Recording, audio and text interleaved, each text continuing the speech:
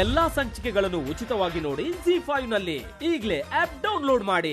ಈ ಎರಡು ಮದುವೆನು ಯಾವ ತೊಂದರೆನೂ ಇಲ್ಲದೆ ನಡಿಬೇಕು ಜಯಂತಿ.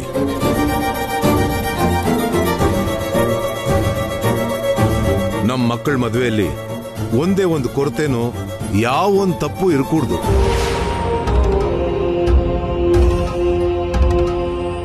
ಎಲ್ಲರೂ ಸಂತೋಷವಾಗಿರ್ಬೇಕು, ಯಾರಿಗೂ ಬೇಜಾರಾಗಬಾರ್ದು.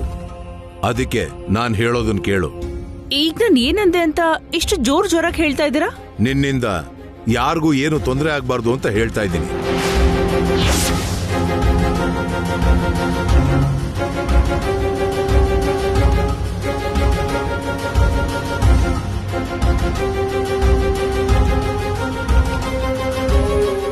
ನನ್ನಿಂದ ತೊಂದ್ರೆನಾ? ಅತ್ತೆಯಿಂದ ತೊಂದ್ರೆ ಯಾಕಾಗತ್ತೆ ಮಾವ? ಅತ್ತೆ ಏನೇ ಮಾಡಿದ್ರು ಅದನ್ನ ಚೆನ್ನಾಗಿ ಯೋಚನೆ ಮಾಡೇ ಆ ಕೆಲಸ ಮಾಡ್ತಾರೆ. ಯೋಚನೆ ಮಾಡ್ತಾಳಮ್ಮ, ಆದ್ರೆ ಒಂದೊಂದ್ಸಲ ಅತಿಯಾಗಿ ಯೋಚನೆ ಮಾಡ್ತಾಳೆ. ಎರಡು ಮದುವೆನೂ ಆರಾಮಾಗಿ ನಡಿಬೇಕು. ಅದಕ್ಕೇನೆ ನನ್ ಮಾತು ಕೇಳು ಅಂತ ಹೇಳ್ತಿರೋದು.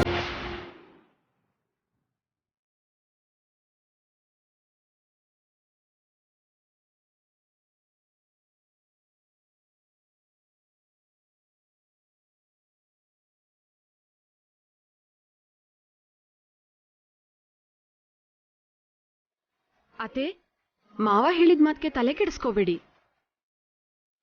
ಅವ್ರು ಯಾವ್ದೋ ಯೋಚನೆಲಿದ್ದಾರೆ ಅನ್ಸತ್ತೆ. ಈ ಮದ್ವೆ ನಿಂತ ಹೋಗುತ್ತೆ ಅನ್ನೋ ಚಿಂತೆ ಕಣಮ್ಮ ಪಾವನಿ. ಹೌದು ಪಾವನಿ, ಸ್ವಾಮೀಜಿ ಬಂದ್ ಹೋದ್ಮೇಲೆ ಅವ್ರು ಯಾಕೋ ಒಂಥರ ಆಡ್ತಾ ಇದ್ದಾರೆ. ಎಲ್ರೂ ಅವ್ರು ಹೇಳ್ದಂಗೆ ಕೇಳೋಣ, ಶಾಪಿಂಗ್ ಹೋಗೋಣ.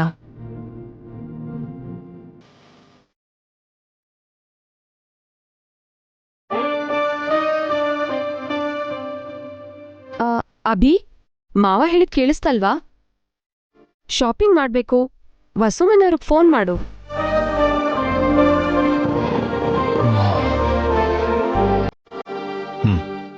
ಸರಿ ಅದ್ಗೆ.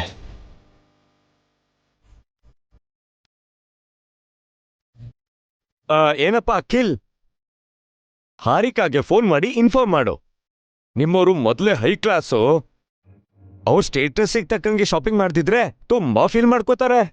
ಅಣ್ಣ ಆಗ್ಲೇ ನನ್ ಕಾಲು ಹೇಳಕ್ ಶುರು ಮಾಡ್ಬಿಟ್ಟ.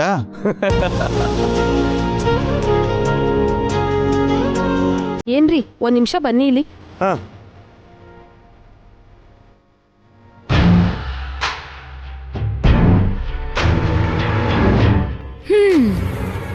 ಸ್ವಾಮೀಜಿ ಹೇಳಿದ ಸಮಸ್ಯೆ ಶಾಪಿಂಗ್ ಇಂದಾನೇ ಶುರುವಾಗತ್ತೆ ಅಂತಾಯ್ತು. ಶಾಪಿಂಗೇ ನಡೀದೇ ಇದ್ರೆ ಇವ್ರ ಮದ್ವೆ ಹೇಗ್ ನಡೆಯುತ್ತೆ? ಎಲ್ಲಾ ಸಂಚಿಕೆಗಳನ್ನು ಉಚಿತವಾಗಿ ನೋಡಿ ZEE5 ನಲ್ಲಿ. ಈಗಲೇ ಆಪ್ ಡೌನ್ಲೋಡ್ ಮಾಡಿ.